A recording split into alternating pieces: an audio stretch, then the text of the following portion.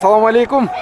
Алейкум ассалам. Жеңіш құт болсын биринчиден. Бүгүнкү жеңіштен даамы туурасында айта кетсеңер, кандай даярдандың эле?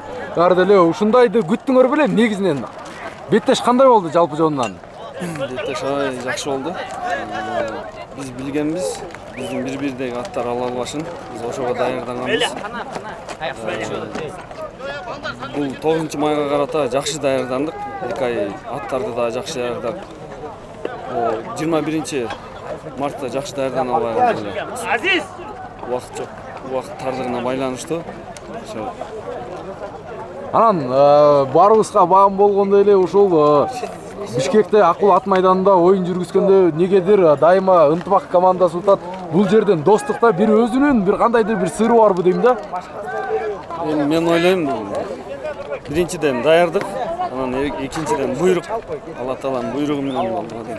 Утулуудан кийин чыйыр алып кайра бир жакшы даярдык көрөсүздөр же кандай же ушул жердин бир комунун сыры бир сыйкыры барбы дегендейчи достук командасына.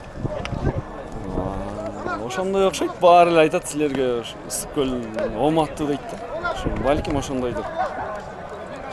Макул, ийгилик, жеңиш кут болсун, куттуктайбыз. Маке, кандайсың? Зор. Жеңиш кут болсун. Кандай болду Беттеш?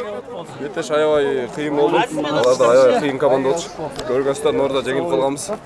Бусун Алла Таала бизге жеңишти буйрук кылган экен, биз жеңип алдык.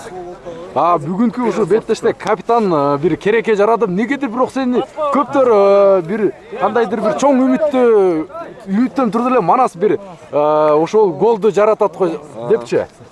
Эми баары Алла Тааланын буйругу менен экен, мага бүгүн буйрук аттыр. Капитанга буйруктур. Капитан салды.